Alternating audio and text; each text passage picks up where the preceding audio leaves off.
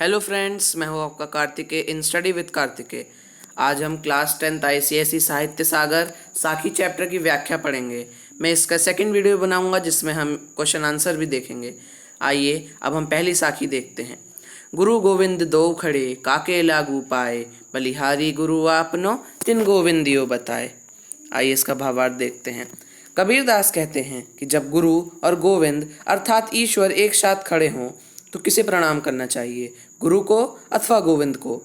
ऐसी स्थिति में कबीरदास कहते हैं कि गुरु के श्री चरणों में शीश झुकाना उत्तम है, जिनकी कृपा रूपी प्रसाद से गोविंद का दर्शन करने का सौभाग्य प्राप्त हुआ।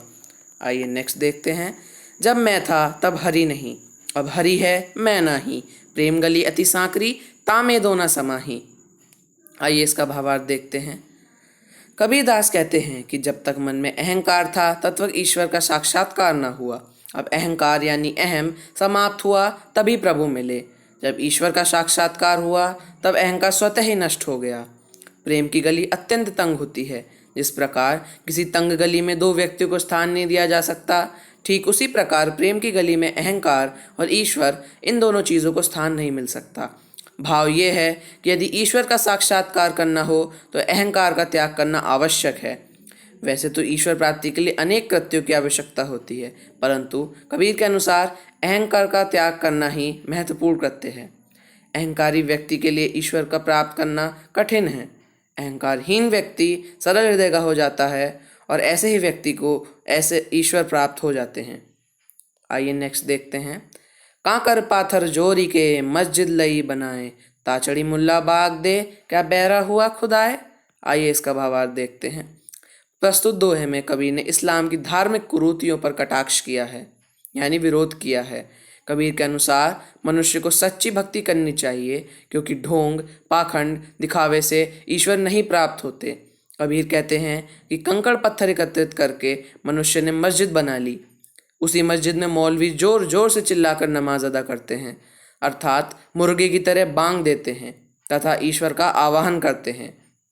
इसी रूढ़िवादिता पर व्यंग करते हुए वे मानव समाज से प्रश्न करते हैं कि क्या खुदा बहरा है जो हमें इस तरह से चिल्लाने की आवश्यकता पड़ रही है।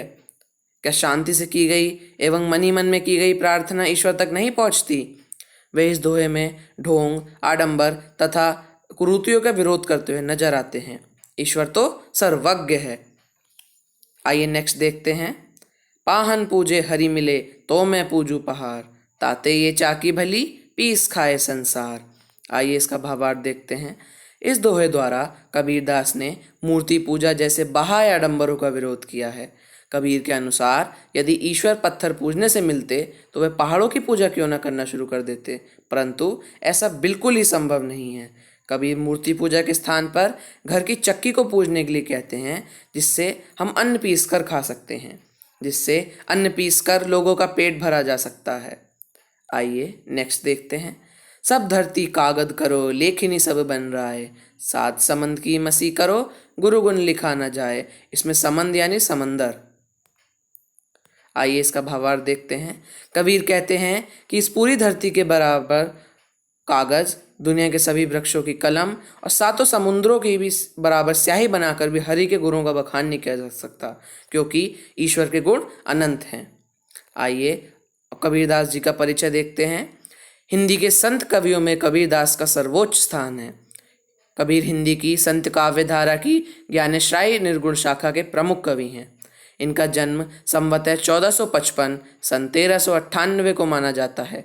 इनकी मृत्यु के विषय में भी विवाद है, किंतु अधिकतर विद्वानों ने सन 1495 माना है। कबीर ने प्रसिद्ध वैष्णव संत स्वामी रामानंद से दीक्षा ली। कुछ लोग इन्हें सूफी संत शेख तकी का शिष्य भी मानते हैं। कबीर पढ़े लिखे नहीं थे। उनके पदों और साखियों में एक समाज सुधारक का निर्भीक स्वर सुनाई पड़ता है। कबीर निर्गुण तथा निराकार ईश्वर के उपासक थे, इसलिए इन्होंने मूर्ति पूजा, कर्मकांड तथा बाहरी आडंबरों का खुलकर विरोध किया। इन्होंने हिंदू मुस्लिम एकता का नारा भी बुलंद किया तथा दोनों ही संप्रदायों में व्याप्त रूढ़ियों का तथा धार्मिक कुरीतियों के विरुद्ध आवाज़ उठाई तथा राम रहीम की एकता में विश्वास पैदा करने का बीड़ा उठाया। कबीर की वाणी का संग्रह बीजक नाम से प्रसिद्ध है। इसके 3 भाग हैं, पहला साखी, दूसरा सबद और तीसरा रमैनी। इनकी संकलित साखियों दोहों में हमें विभिन्न प्रकार की सीख दी है। इनकी भाषा को सदुक्कड़ी या पंचमेल खिचड़ी कहा जाता है क्योंकि इसमें अनेक भाषाओं का प्रयोग होता है। Thank you friends, this was all. Stay tuned for more videos. Thank you.